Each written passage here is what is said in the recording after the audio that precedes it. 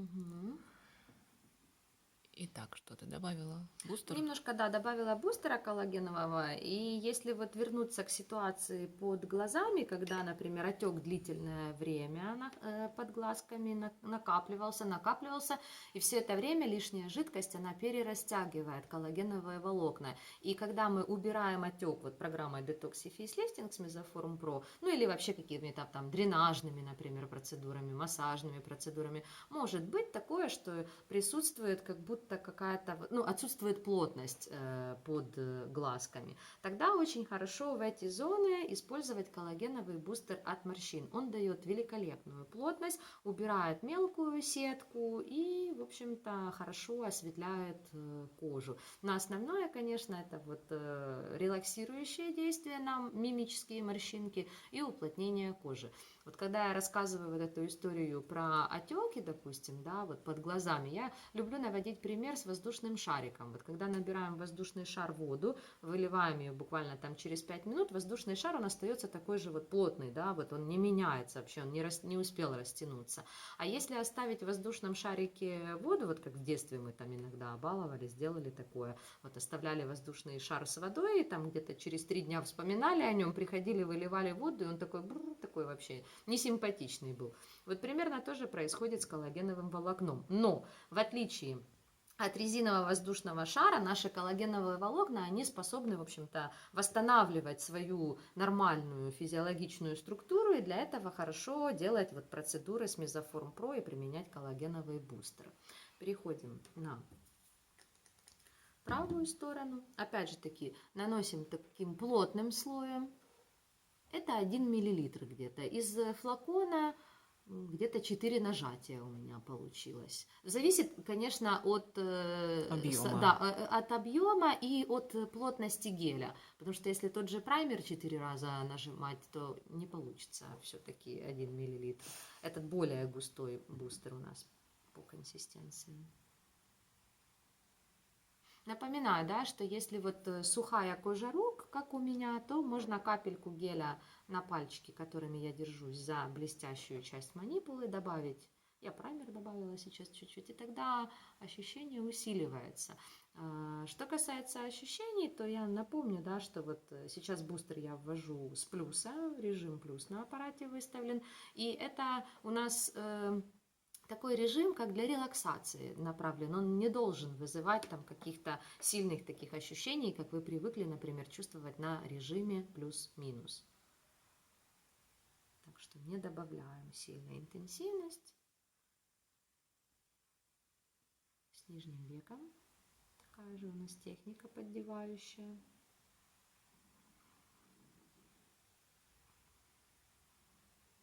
Что еще хочу сказать про коллагеновый бустер?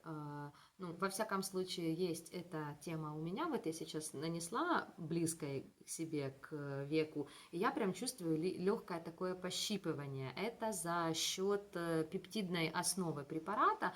Вот вы, когда будете его применять, просто не сильно его прям в глаз себе закладывайте, как получилось сейчас это у меня. Это проходит, вот сейчас уже как пощипывание легкое, я имею в виду, по ощущениям. Но это не у всех, это, видимо, такая я. У вас такого нет? Есть. Ну, то есть это, да. А все и тотал, когда наносишь, и бустер, вот с ними такая история.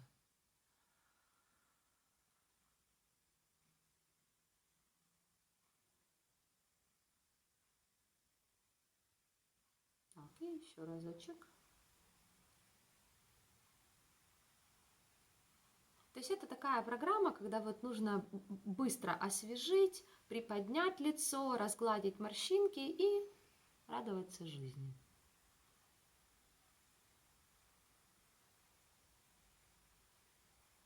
Хорошо, особенно, знаете, когда вот еще, например, может, у кого прикус неправильный, напряженный очень сильно носогубный треугольник, то бустер работает тоже в этой зоне очень хорошо. Он снимает вот эти все зажатости, скованность устраняет. Не, ну понятно, что прикус-то мы не исправим, Да. ну хотя бы как-то, да. Ну, просто чтобы морщинки не усугублялись, потому что если прикус неправильный, то это все сразу на мягких тканях отображается, в общем-то, напрямую. Ну, соответственно, там, понятное дело, что нужно решать проблему с прикусом, но если брать вот эстетическую часть, да, пока там, может быть, кто-то брекеты какие-то носит, либо еще что-то. Кстати, вот что касается брекетов, часто спрашивают, это не противопоказания? Нет, брекеты, ретейнеры, импланты, все вот современные стоматологические конструкции, это не являются противопоказанием к проведению процедур. Вот это я вам точно могу сказать, потому что у меня были и брекеты, и ретейнеры, и импланты есть, так что все окей. Дальше мы переходим к следующему этапу. Это я уже переключаю манипулу, нашу основную базовую, называется она Constant Magnetic. И будем работать по праймеру. Режим биполярный выставляем. Не забываем снизить интенсивность, потому что она у нас в диаметре побольше, нежели манипула для деликатных зон. Чувствоваться будет гораздо сильнее. Наносим достаточное количество праймера и распределяем посередине щеки. Эту такую большую каплю растягиваем на щечку, на подбородок, на шею. Здесь можно сделать несколько лимфодренажных движений вниз в биполярном режиме.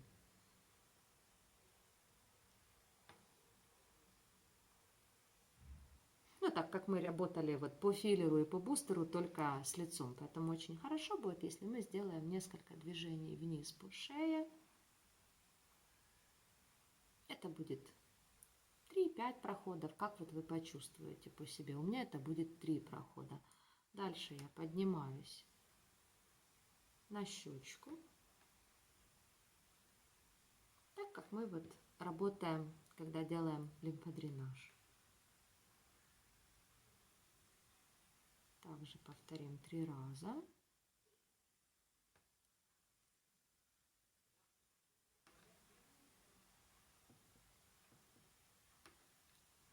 Режим биполярный. Угу.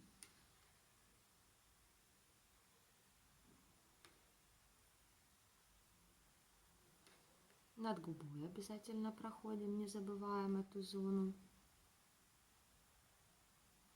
Под глазом. Это 3-й раз. И теперь поработаем на подтяжку. Вдоль ушка с фиксацией в области скулы. Голову слегка наклоняем вправо, когда работаем с левой стороной. Такое, чтобы легкое натяжение было. И поднимаем лицо кверху. Лифтинг нужен. Тут у меня уже суховато. Добавляем. Еще разочек. То есть у нас идет 4 линии по шее, по щечке с фиксацией в области скуловой мышцы. 5-я у нас идет из-под подбородка на подбородок и по верхнему краю нижней челюсти и вниз. Еще разок. Это уже 3-й раз. То есть мы моделируем контур, вытягиваем шею, прорабатываем опять же таки носогубный треугольник, подбородок, угол нижней челюсти и вниз. И точечно пройдемся по щеке. Под щечкой фиксируемся, затем под уголком рта, сам угол рта поднимаем, крыло носа и по скуловой линии к виску тоже вниз. Еще разок. Под щечкой, под углом рта, там, где хочется поднять щеку, сам угол рта, по носогубке к крылу носа. Что дает этот прием? Мы поднимаем всю центральную часть, разглаживаем носогубные складки и вот эти щечки, которые хочется очень сильно поднять, чтобы был максимально ровный овал. и поднятые углы рта, потому что вот спазм, есть такие мышцы депрессоры, это мышцы, которые опускают уголки рта, и вот нужно обязательно с ними прорабатывать, потому что они там в какое-то время активно включаются, к сожалению, и начинают тянуть не просто углы рта, а вообще в принципе все лицо тянется вниз.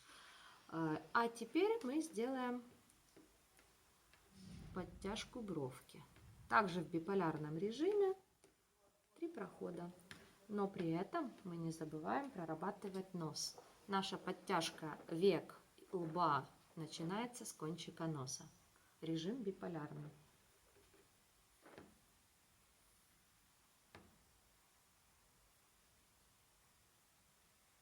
Висок и под глазом. Можно уйти вниз. Второй раз.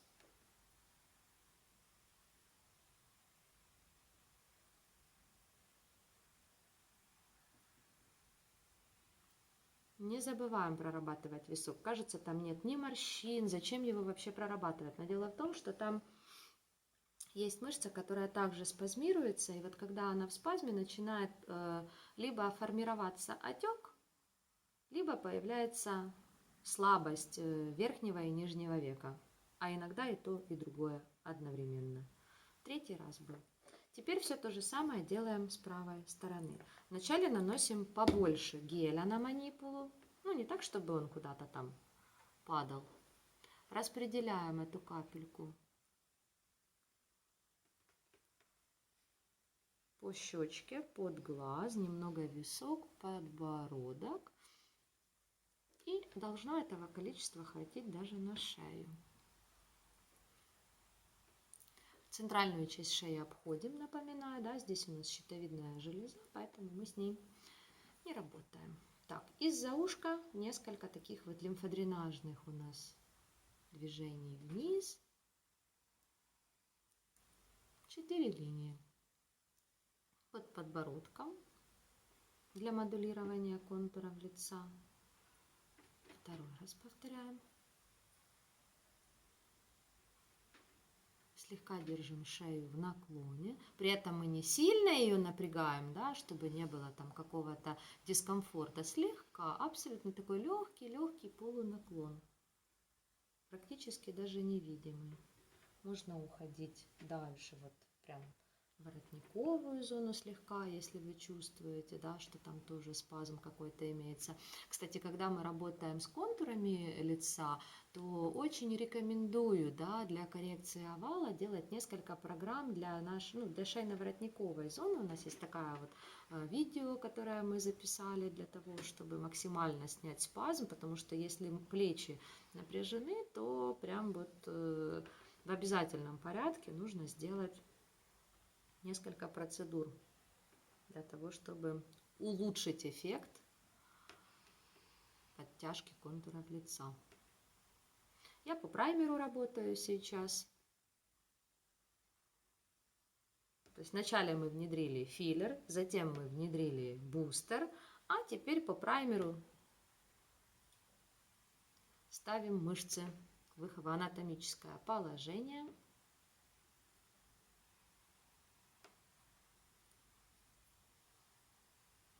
Стараемся делать легкую точку фиксации в начале и в конце каждой линии, и при этом не смещаем кожу. А дальше на подтяжку. 3 линии.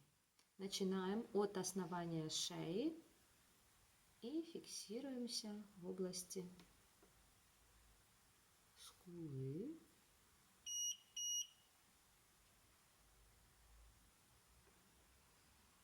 Слушай, а какой вот нажим?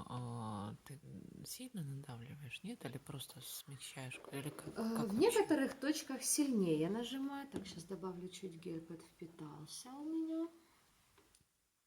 Какой он должен быть? Он должен быть средний, но, скажем так, у всех по-разному. Если, например, перед нами, допустим, как новичок, кто только вот купил себе мезоформ, и есть такой вот, не хватает плотности лицу, как иногда девочки говорят, то тогда, конечно, мы еле-еле тогда касательно к коже прикладываем манипулу. Просто повторяем контуры. Да, но есть такие места, где хочется сильнее прижаться. Вот я показывала эти акупунктурные точки, да, вот я буду их еще повторять, я на них сделаю акцент. То есть наша задача, вот как у нас идет овал, вот мы также манипулой его и повторяем. То есть у нас не должно быть каких-то резких движений, чтобы мы там что-то пережимали, смещали. Все должно быть очень плавно и деликатно. Вот знаете, как массаж, например, есть, кто делает сильный массаж, но это не значит, что это хорошо и правильно, а кто-то еле-еле погладил. Вот нужно найти эту золотую середину. Главное, чтобы не было смещения кожи, но в то же время, чтобы вы максимально повторили вот технику, которую, в общем-то, видим сейчас. Так, обязательно контур. То есть сильно жать ни в коем случае не нужно.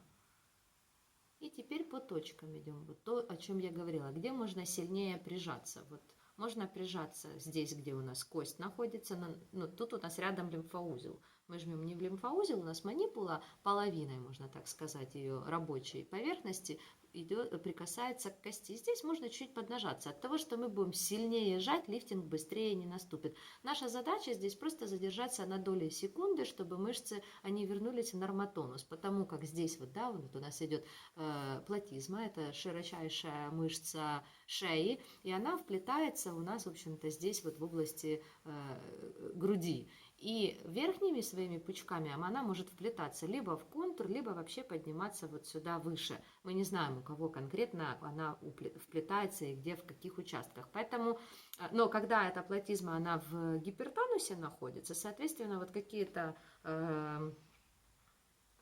моменты в плане, скажем так, снижения контуров лица и четкости, они происходят в определенный период у всех практически. Поэтому, чтобы убрать этот гипертонус, мы делаем акцент на зонах, где 100% проходят вот эти пучки платизмы. А это именно контур. Вот в этих участках может вплетаться платизма. Возможно, у кого-то вплетается, у кого-то нет. И нет, я у себя чувствую, что у меня прям вплетается. Вот я поэтому здесь и держусь. Затем мы ставим возле угла рта, потому что хочется, чтобы были красивые углы рта поднятые. По носогубке к крылу носа, по скуле к виску и спускаемся вниз. И еще раз, да, поэтому вот почему у нас движения шли аж по шее, вот такие размашистые, прямо отсюда сюда, потому что мы работаем по проекции платизмы. А потом идем еще дополнительно по точкам там, где она вплетается и тянет за собой лицо вниз вместе с гравитацией. Поэтому не пренебрегаем этими точками, стараемся их повторять. Но здесь очень важно не делать ошибку, а вот посмотреть как-нибудь, как со стороны это все делать. То есть легкий наклон головы.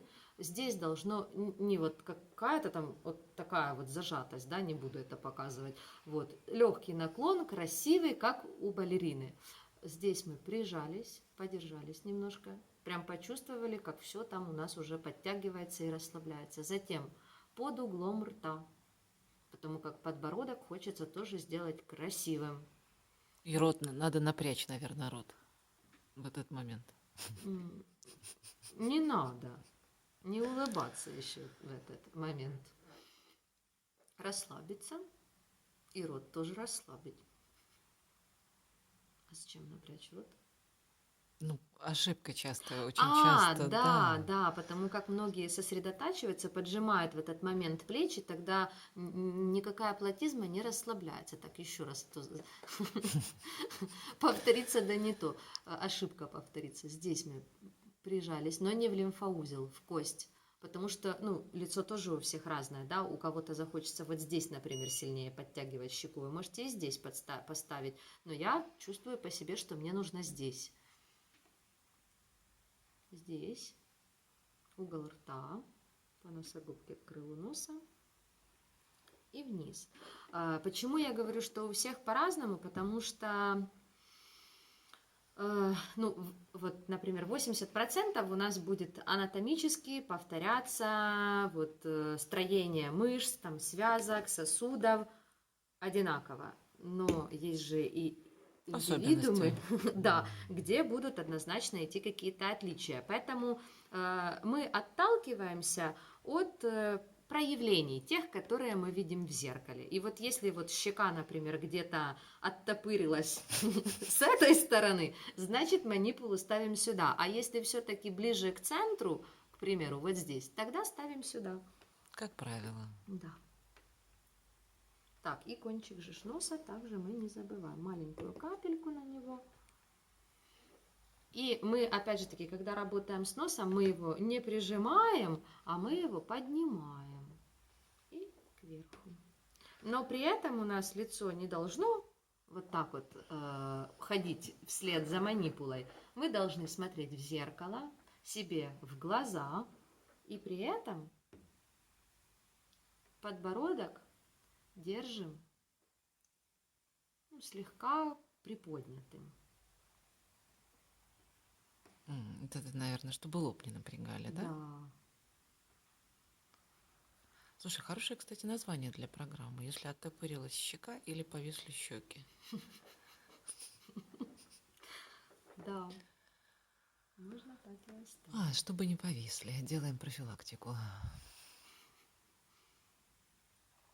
Да, потому что вот когда девчонки работают с лбом, начинают смотреть, подбородок опускают вниз, при этом лоб начинает напрягать и смотрят из-под лобья, куда же там пошла эта манипула. При этом сейчас вот лоб начнет напрягаться даже у меня. Притом я стараюсь это контролировать этот момент. Поэтому ровная спина, слегка вверх, как говорится, подняли носик и подбородок. И можно даже в зеркало на самом-то деле не смотреть. И теперь еще одна линия под глазом. Ну, я еще сделаю одну, и, в принципе, уже, в общем-то, программа наша заканчивается. То есть, если подытожить, что мы сделали сегодня? Мы сделали процедуру мезолифтинг с Mesoform Pro. Это программа, которая направлена на то, чтобы максимально разгладить морщины мимические, которые есть, в общем-то, вокруг глаз, на лбу, в области носогубного треугольника. И хочется дополнительного лифтинга. Хочется поднять лицо, поднять щеки и, в общем-то, щеки вернуть на место. Вот, открыть глаза и поработать над осветлением кожи. То есть это такая программа, когда вот девчонки говорят, я все хочу, вот я хочу все. Вот смотрите, у меня тут вот надо поднять лицо, здесь у меня осветлить, а тут у меня отеки, а тут я вообще хочу разгладить морщинки. Так вот, программа мезолифтинг это как раз та программа, которая работает со всеми моментами. Если, конечно же, проявлена пигментация больше, то тогда у нас есть отдельная процедура для работы с таким вот запросом. Так что мезолифтинг это, в общем-то, такая быстрая программа для того, чтобы откорректировать все то, что слегка волнует. А это именно морщинки для плотности кожи, притом нижних век, носогубные складки и вообще, в принципе, даже немножко шеи мы поработали. А завершаем как? А завершаем как? Смываем остатки водичкой, смываем остатки средств водичкой. Дальше я хочу, конечно же, распылить мист. И в завершении нанесу фотопротектор наш флюид, легкий препарат с SPF 50, потому что сейчас активное солнышко. Сверху можно спокойно наносить любую декоративную косметику, он не тяжелый и он не течет на лице. То есть если попадаем где-то на веки, он не щипит глаза. И если занимаетесь активными видами спорта, например, там теннис на открытых кортах, либо там, не знаю, верховая езда, велосипед, это все отлично работает с нашим флюидом SPF 50.